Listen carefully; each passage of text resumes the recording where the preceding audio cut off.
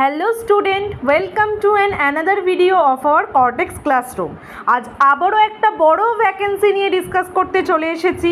ইএমআরএ staff selection exam 2025 একটা বড় vacancy বেরিয়েছে, যেখানে তোমরা ফিমেল স্টাফ নার্স পদে আবেদন করতে পারবে।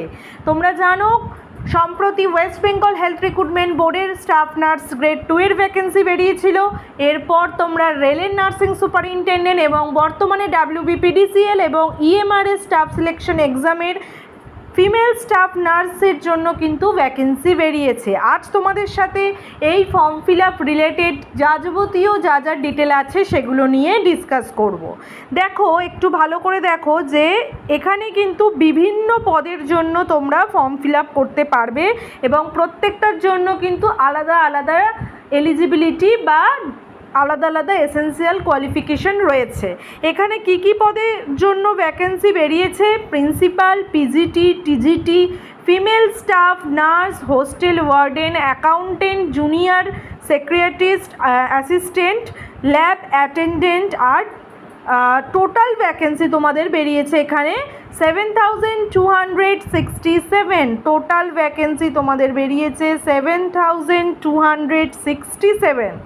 এবার এখানে তোমাদের যেটা অপরচুনিটি তোমাদের জন্য সেটা হচ্ছে female staff nurse. Female staff নার্সের ভ্যাকেন্সিটা একবার তোমরা দেখবে। ফিমেল স্টাফ নার্সের ভ্যাকেন্সি বেরিয়েছে কিন্তু টোটাল তোমাদের এখানে 550 ভ্যাকেন্সি রয়েছে। ফিমেল স্টাফ নার্সে কিন্তু 550 ভ্যাকেন্সি তোমাদের রয়েছে। এবার ক্যাটাগরি ওয়াইজ তোমাদের কোন ক্যাটাগরিতে কতগুলো ভ্যাকেন্সি আছে সেটা আমরা একটু দেখে নেব।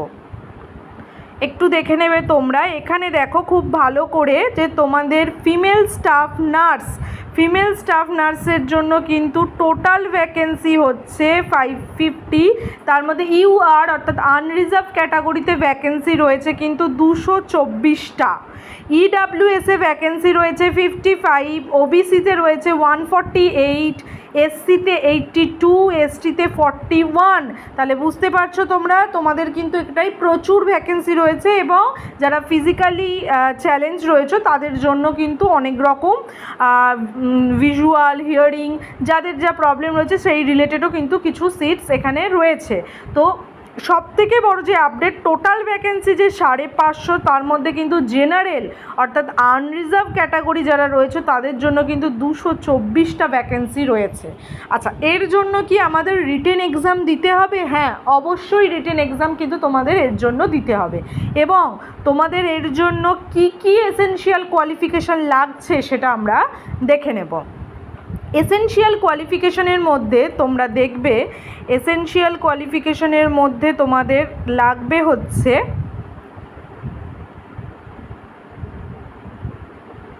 এসেনশিয়াল কোয়ালিফিকেশনের মধ্যে তোমাদের যেগুলো লাগবে সেই আপডেটটা আমি দিচ্ছি। তার আগে তোমাদের এক্সাম রিলেটেড যেটা কোয়ারিজ, সেই এক্সাম রিলেটেড কোয়ারিজটা তোমাদের বলে দিই। দেখো, ফিমেল স্টাফ নার্স পদে যদি আবেদন করো, আবেদন করলে তোমাদের দুটো এক্সাম দিতে হবে। একটা হচ্ছে টায়ার 1, একটা হচ্ছে টায়ার 2। টায়ার 1 এক্সামে তোমাদের কী কী দিতে হচ্ছে: general awareness, reasoning, knowledge of ICT অর্থাৎ ইনফরমেশন অ্যান্ড কমিউনিকেশন টেকনোলজি যেটা আছে, কোয়ান্টিটেটিভ অ্যাপটিটিউড আর ল্যাঙ্গুয়েজ কম্পিটেন্সি অর্থাৎ general English, general Hindi and regional languages. প্রত্যেকটার জন্য নাম্বার অফ কোয়েশ্চেন কি থাকছে দেখো, 10টা থাকছে জেনারেল অ্যাওয়ারনেস থেকে, রিজনিং থেকে 15টা, নলেজ অফ আইসিটি থেকে 15টা, কোয়ান্টিটেটিভ অ্যাপটিটিউড থেকে 30, আর তোমাদের জেনারেল যেটা language competency, general English, general Hindi, এখান থেকে থাকছে কিন্তু তোমাদের টোটাল নাম্বার অফ কোয়েশ্চেন হচ্ছে 30। তোমাদের টোটাল এটার রিটেন এক্সাম হবে হচ্ছে 100 মার্কস অর্থাৎ 100 নম্বরের তোমাদের টোটাল পরীক্ষা হবে কিন্তু টায়ার 1-এ।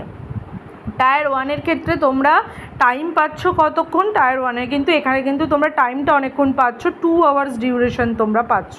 2 আওয়ার্স ডিউরেশন তোমরা পাচ্ছ। আচ্ছা, অনেকের একটা কোশ্চেন থাকে যে এটা কি প্রত্যেকটা পার্টের জন্য ইন্ডিভিজুয়াল টাইম আছে? না, এখানে তোমরা ভালো করে দেখো, the test will be of 2 hours duration without any time limit of each part individually. এই বক্সটা তোমরা একটু ভালো করে পড়বে। পুরো 2 ঘন্টা তোমরা সময় পাবে। 2 ঘন্টার মধ্যে তোমাদের এখানে প্রত্যেকটা যে পার্ট রয়েছে, তোমাদের বোধহয় 5টা পার্ট রয়েছে, এই 5টা পার্ট তোমাদের 2 ঘন্টার মধ্যে কমপ্লিট করতে হবে। কোনো ইন্ডিভিজুয়াল টাইমিং নেই যে তুমি জেনারেল অ্যাওয়ারনেসের জন্য আলাদা করে কোনো একটা টাইম ফিক্স করা আছে বা রিজনিং এবিলিটির মধ্যে করা আছে, এরকম কোনো ব্যাপার নেই। তুমি 2 ঘন্টার মধ্যে পুরো পেপারটা করার টাইম পাচ্ছ। আচ্ছা, এরপরে হচ্ছে টায়ার 2, মানে এর যে সিলেকশন প্রসেস, অ্যাকচুয়ালি দুটো তোমাদের এক্সাম দিতে হবে, টায়ার 1 অ্যান্ড টায়ার 2। টায়ার 2 এর যে এক্সাম হবে সেই এক্সামে দেখো বলাই আছে only for candidate who will be shortlisted in the ratio of 1:10 against the notified vacancy on the basis of tier 1 preliminary examination. আর এই পরীক্ষাটা টায়ার 2 তোমাদের যেটা হবে সেটা কিন্তু সাবজেক্ট নলেজ এক্সামিনেশন, মানে তোমাদের সাবজেক্টিভ এখানে কোশ্চেন থাকবে। এই এক্সামটা তোমাদের টোটাল মার্কস হচ্ছে 100 আর তোমাদের নাম্বার অফ কোশ্চেন থাকছে 55। এই 55-এর মধ্যে তোমাদের অবজেক্টিভ থাকবে হচ্ছে 40 আর ডেসক্রিপটিভ থাকবে হচ্ছে 15। মানে কোশ্চেনের নাম্বার বলছি আমি, যে 40টা তোমাদের অবজেক্টিভ থাকবে আর 15টা তোমাদের ডেসক্রিপটিভ কোশ্চেন থাকবে। টোটাল 55টা কোশ্চেন থাকবে। এর মধ্যে অবজেক্টিভের যে 40টা কোশ্চেন সেটা ইচ হচ্ছে 1 মার্কস করে, সেই জন্য হচ্ছে 40 মার্কস। আর ডেসক্রিপটিভ যেটা 15 আছে সেটা প্রত্যেকটা হচ্ছে 4 মার্কস করে, এই জন্য টোটাল হচ্ছে দেখো 60 মার্কস। আর নাম্বারটা তোমাদের টোটাল হচ্ছে 100 মার্কসেরই কিন্তু এক্সাম হবে। এর জন্য তোমরা টাইম পাচ্ছ এই টোটাল 100 মার্কস, যেহেতু তোমাদের এখানে ডেসক্রিপটিভ লিখতে হবে 4 মার্কসের 15টা কোয়েশ্চেন লিখতে হবে, সেই জন্য তোমাদের টেস্টটা কিন্তু পুরো টাইমটা থাকছে 3 আওয়ার্স টাইম পাচ্ছ তোমরা টেস্টের জন্য। এরপর তোমাদের কি বেরোবে, এরপরে দেখো preparation of merit list for the post of staff nurse will be prepared on the basis of performance in the examination tier 2 only. তার মানে তোমরা টায়ার 1টা যদি কোয়ালিফাই করতে পারো তাহলে তোমরা টায়ার 2তে বসতে পারছো, এবং টায়ার 2তে যে মার্কস পাবে তার বেসিসে কিন্তু তোমাদের মেরিট লিস্টটা বেরোবে। কোনো ইন্টারভিউ তোমাদের হবে না বা টায়ার 1-এর কোনো মার্কস কিন্তু তোমাদের যোগ হবে না মেরিট লিস্টে, শুধুমাত্র টায়ার 2-এর বেসিসে তোমাদের মেরিট লিস্ট বেরোবে। এরপরে কি তোমাদের এসেনশিয়াল কোয়ালিফিকেশন বা কারা তোমরা বসতে পারবে, এটা নিয়ে তোমাদের একটা কনফিউশন যে তোমরা এই এক্সামটাই কারা বসতে পারবে। অবশ্যই এখানে যেটা আমরা দেখব সেটা হচ্ছে এখানে কিন্তু অনেকগুলো কোয়ালিফিকেশান আছে, এসেনশিয়াল কোয়ালিফিকেশান, সেগুলো সব কটা ফুলফিল করতে হবে। দেখো, ফিমেল স্টাফ নার্স পদে আবেদন করার জন্য তোমাদের এজ লিমিট থাকছে আপ টু 35 ইয়ার্স, এবং এজ রিল্যাক্সেশন SC ST OBCর জন্য যেমন গভর্নমেন্টের রুল সেই অনুযায়ী এজ রিল্যাক্সেশন থাকছে। আচ্ছা, যারা EMRS এমপ্লয়িজ তাদের ক্ষেত্রে আপ টু 55 ইয়ার্স অবধি কিন্তু এই এজ রিল্যাক্সেশনটা থাকছে, আর ইন জেনারেল ক্যান্ডিডেটদের জন্য কিন্তু 35 ইয়ার্স অবধি এজ লিমিট থাকছে। এসেনশিয়াল কোয়ালিফিকেশান কি, বিএসসি অনার্স ইন নার্সিং হতে হবে, বা যেটা বিএসসি নার্সিং কোর্স সেই বিএসসি নার্সিং কোর্স করা থাকতে হবে, বা পোস্ট বেসিক বিএসসি নার্সিং যেটা আমরা বলি সেটা করা থাকতে হবে। আলটিমেটলি ব্যাচেলার ডিগ্রিটা থাকতে হবে নার্সিংয়ে। এটা ফার্স্ট এসেনশিয়াল কোয়ালিফিকেশনের মধ্যে পড়ছে। সেকেন্ড এসেনশিয়াল কোয়ালিফিকেশনে হচ্ছে registered as a nurse state nursing council, অর্থাৎ তোমার স্টেট নার্সিং কাউন্সিলের আন্ডারে রেজিস্টার্ড নার্স হতে হবে, তোমার রেজিস্ট্রেশন সার্টিফিকেট থাকতে হবে যেখানে তুমি registers as a nurse or nurse midwife, এবং তোমার রেজিস্ট্রেশন RN নাম্বার যেটা আমরা দেখি রেজিস্ট্রেশনে সেই RN নাম্বারটা যেটা সেটা কিন্তু থাকতে হবে। এই রেজিস্ট্রেশন যে নাম্বারটা সেটা কিন্তু তোমাদের থাকতে হবে। এটা হচ্ছে সেকেন্ড কোয়ালিফিকেশনের মধ্যে গেল।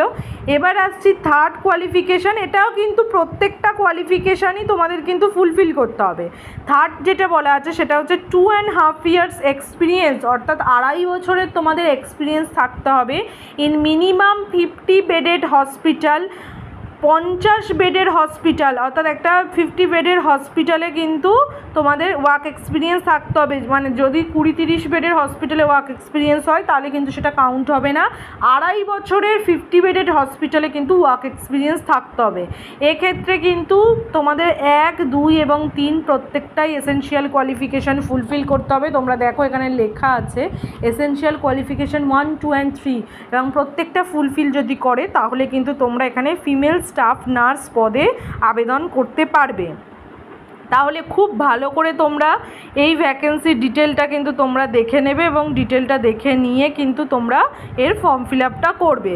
আচ্ছা, এরপরে তোমাদের যদি কোনো কোয়ারিজ থাকে তোমরা তাহলে কমেন্ট বক্সে কমেন্ট করো যে এর এক্সাম রিলেটেড যদি কিছু কোয়ারিজ থাকে। তোমাদের তো বলেই দিলাম যে কি এক্সাম হবে, দুটো এক্সাম হবে তোমাদের, টায়ার 1 টায়ার 2 দুটো এক্সাম তোমাদের দিতে হবে। এবং তোমাদের ফিমেল স্টাফ নার্স ছাড়াও কিন্তু আরও অনেক পোস্ট আছে যে পোস্টগুলোর জন্য তোমরা চাইলে কিন্তু অ্যাপ্লাই করতে পারো।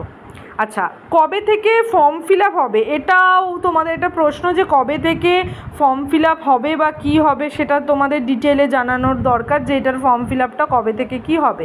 এখানে দেখো তোমাদের একটা ডেট দেওয়া আছে যে online submission of application form 23/10/2025, মানে ফর্ম ফিল আপটা কিন্তু তোমাদের শুরু হয়ে গেছে। তোমাদের ফর্ম ফিল আপ চলবে হচ্ছে অক্টোবরের 23 তারিখ অবধি। তোমরা ফর্ম ফিল আপটা করতে পারবে অক্টোবরের 23 তারিখ অবধি তোমাদের এই ফর্ম ফিল আপটা চলবে। এখানে তার ডিটেলটা আছে যে তোমরা 23শে অক্টোবর অবধি ফর্ম ফিল আপ করতে পারছো। আচ্ছা, ফিস কি লাগছে না লাগছে সেখানে একটু তোমরা এগুলো দেখে নিও যে জেনারেলের জন্য, এসটি এসসির জন্য কিন্তু ফিস কি আছে না আছে এগুলো একটু দেখে নিও। এখানে দেখো লেখা আছে for female ST SC and PWD যে ক্যান্ডিডেটরা রয়েছে তাদের জন্য প্রিন্সিপাল, পিজিটি, টিজিটি যে নন টিচিং স্টাফ তাদের কিন্তু অ্যাপ্লিকেশান ফিস কিছু লাগছে না, কিন্তু তাদের প্রসেসিং ফিস হিসেবে 500 কিন্তু প্রত্যেককে দিতে হচ্ছে। আর for candidate other than female, মানে যারা ফিমেল এসটি এসসি নও তাদের কিন্তু প্রিন্সিপাল পোস্টে যেমন 2000, প্রসেসিং ফিস 500, 2500, পিজিটি টিজিটি অর্থাৎ অ্যাসিস্ট্যান্ট টিচারের যে পোস্টগুলো রয়েছে সেখানে তোমাদের 1500 টাকা অ্যাপ্লিকেশন ফিস আর 500 টাকা প্রসেসিং ফি, অর্থাৎ 2000 টাকা টোটাল তোমাদের ফিস লাগছে। আর নন টিচিং যে স্টাফগুলো, নন টিচিং যে পোস্টগুলো তোমাদের রয়েছে সেখানে কিন্তু তোমাদের 1000 টাকা অ্যাপ্লিকেশন ফিস, প্রসেসিং ফিস 500 টাকা দিয়ে 1500 টাকা করে লাগছে।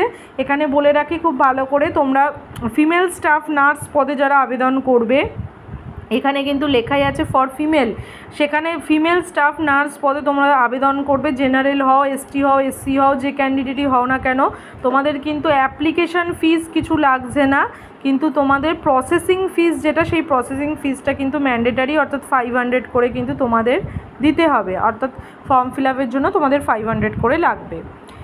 ভিডিওটা ভালো লাগলে বেল বাটনে ক্লিক করে চ্যানেলটিকে সাবস্ক্রাইব করে দিও।